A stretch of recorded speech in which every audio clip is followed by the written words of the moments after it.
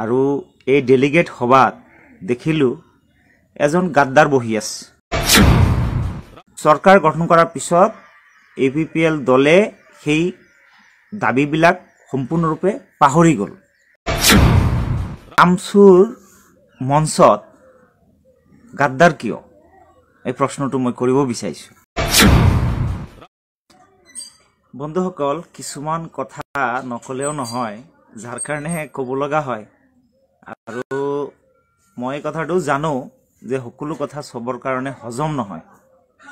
আজি কম যে আমছুৰ মঞ্চত গাদ্দাৰ কিয়, এই প্ৰশ্নটো মই কৰিব বিচাৰিছোঁ।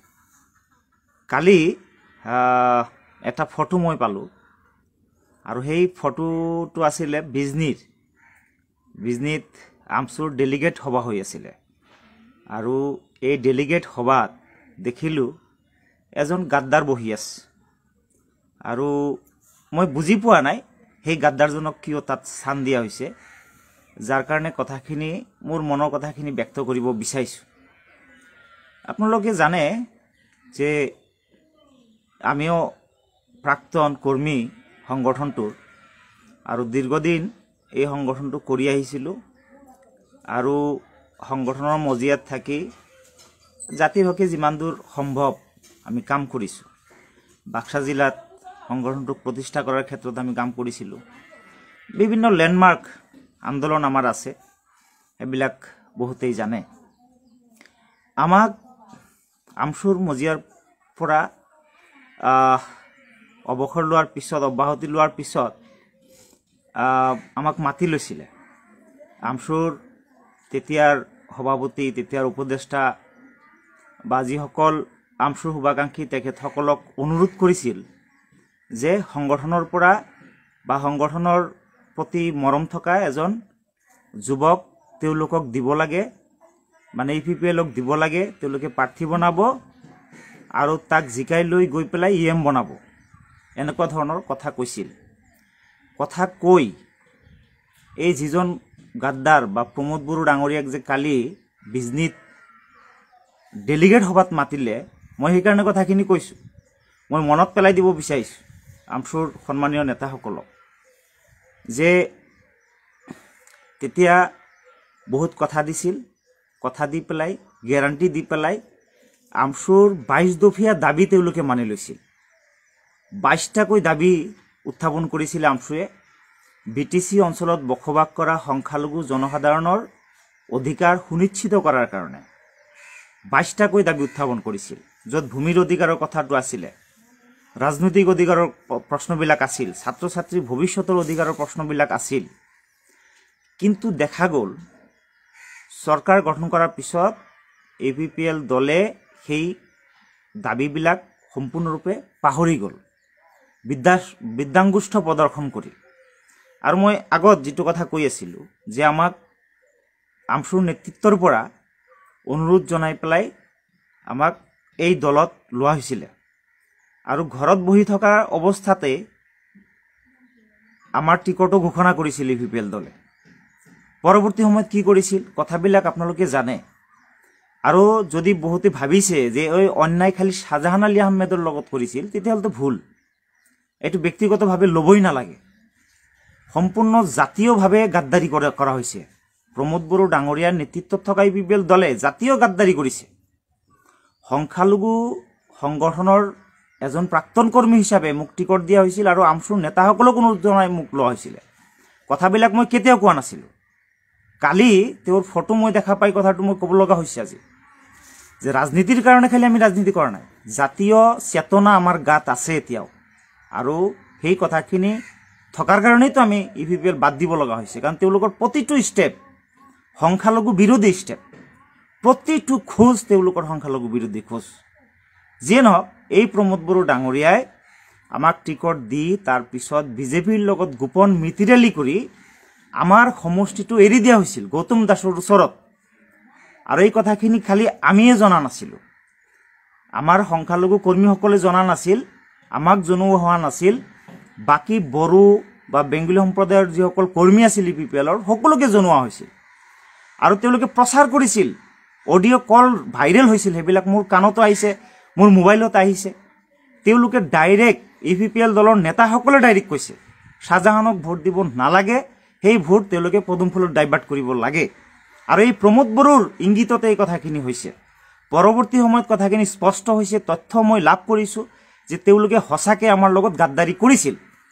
পৰৱৰ্তী সময়ত ৰাজনৈতিকভাৱে আমাৰ সংখ্যালঘুহীন এটা পৰিষদ ইউপিপিএলে গঠন কৰিলে বিজেপিৰ সহযোগত, কৰি পেলাই তেওঁলোকে এটা অপপ্ৰচাৰ আৰম্ভ কৰিলে যে আমি 5জনক কেণ্ডিডেট দিছিলোঁ মাইনৰিটিৰ, গতিকে যিহেতু গোটেইকেইটা কেণ্ডিডেট হাৰি গ'ল, গতিকে আমি নমিনেটেড MCLA দিব নোৱাৰোঁ, এইটো নিয়মৰ বোলে কথা।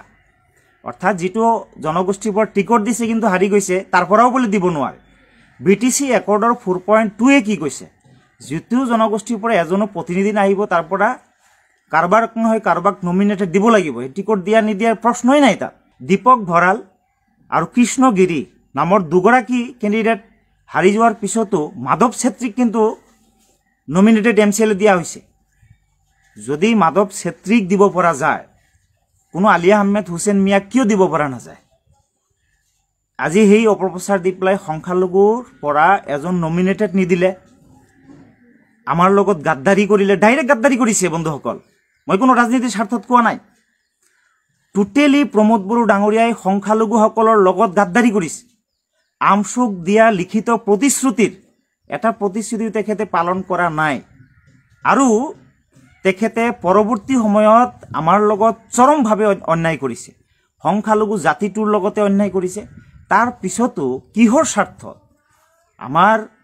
আমি কৰি অহা এই আমচু সংগঠনৰ বিজনী জিলাৰ ডেলিগেট সভাত এজন জাতীয় গাদ্দাৰক কিয় মাতি আনিলে, মই সেই প্ৰশ্নটো আজি কৰিব বিচাৰিছোঁ। মোৰ দুখ লাগিছে এই প্ৰশ্ন উত্থাপন কৰি, আৰু মোৰ বেয়াও লাগিছে যে এনেকুৱা এজন ব্যক্তিক এতিয়া স্থান দিয়া হৈছে। তেওঁ আমাৰ বিপদৰ সময়ততো নাই। আমাৰ উচ্ছেদৰ সময়ত যেতিয়া মিটিং কৰিছিল তাত কি কৈছিল? মিটিঙৰ পৰা তেওঁ ডাইৰেক্ট ঘোষণা কৰিছিল তাত যে আইনীভাৱে যিখিনি হয় সেইখিনি মই কৰিব লাগিব, হাইকোৰ্টৰ অৰ্ডাৰক মই ফ'ল' কৰিব লাগিব। আৰু তেওঁ কৈছিল যে ইয়াত শিথিলতা অনাৰ কাৰণে তেওঁ যত্ন কৰিব। পৰৱৰ্তী সময়ত কি এফিডেভিট দিলে? হাইকোৰ্টক কি এফিডেভিট দিলে প্ৰমোদ বড়ো ডাঙৰীয়াৰ চৰকাৰে? সেই এফিডেভিটতো ডাইৰেক্ট উচ্ছেদ কৰিম বুলি তাত কোৱা হৈছে, আৰু ক'ত কিমান বিঘা মাটি উচ্ছেদ কৰিব সেইখিনি উল্লেখ কৰিছে।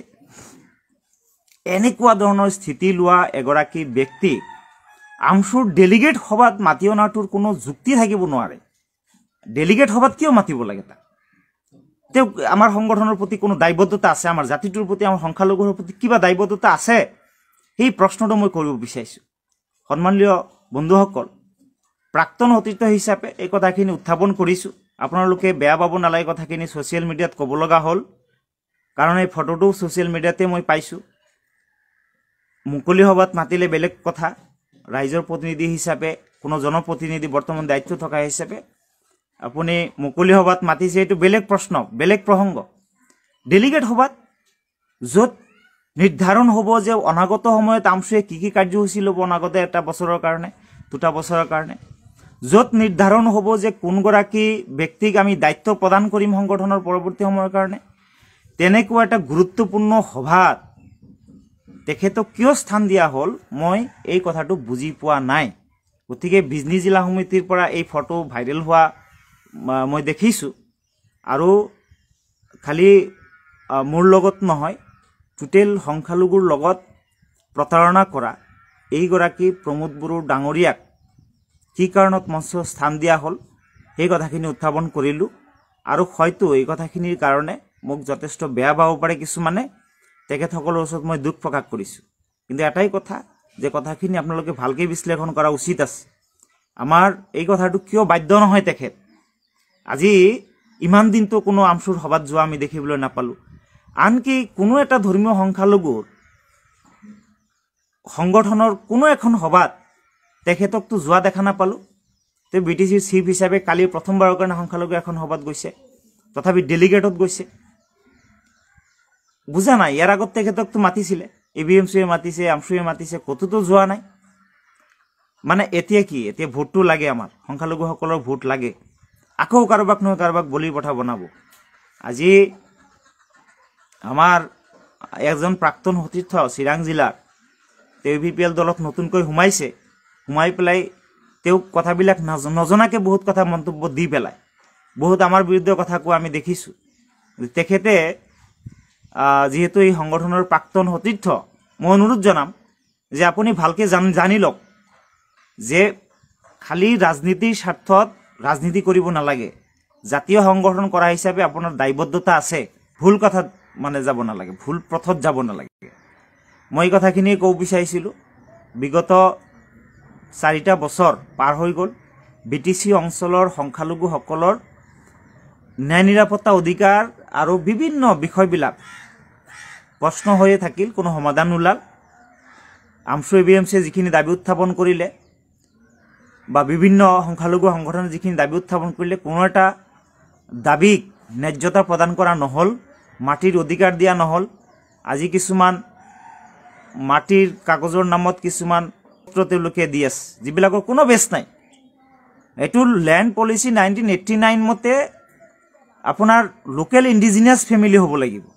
আপুনি নিজক প্ৰশ্ন কৰক, আপুনি কিমান খিলঞ্জীয়া, আপোনাক কিমান ইণ্ডিজিনিয়াছৰ ভিতৰত ধৰা হয়। এইটো বহুত পাকচক্ৰ আছে। 3 বছৰ সেই কাগজৰ ভেলিডিটি দি এপাচি শাখত এটা জলকীয়া দিছে। আপোনাৰ তাত 1800 মানুহক এই 3 বছৰৰ ভেলিডিটি থকা কাগজ চিৰাঙত বিতৰণ কৰিছে। মাত্ৰ 4জন তাৰ সংখ্যালঘু আছে, আৰু সেই সংখ্যালঘুখিনি লোকেল ইণ্ডিজিনিয়াছ হয়নে নহয় পৰৱৰ্তী সময়ত 3 বছৰ যোৱাৰ পিছত কি অৱস্থা হ'ব? সেই ললিপপ চাই পেলাই যদি ভাবিছে সংখ্যালঘু যে আমাৰ কিবা কিবি তেওঁলোকে দিব, ভুল ধাৰণা। এইটো BTCত এটাই সমাধান আছে, লেণ্ড পলিচি আনিবই লাগিব, আদাৰৱাইজ ইয়াত নাই। আৰু লেণ্ড সেইমতে যিটো বৰ্তমান দি আছে, যদি দিয়েও প্ৰমোদ বড়ো ডাঙৰীয়াই যদি এই ছেটেলমেণ্টৰ কাগজ যিটো চিৰাঙত দিছিল তেনেকৈ যদি দিয়েও, তাৰ পৰা কোনো লাভ নহয়।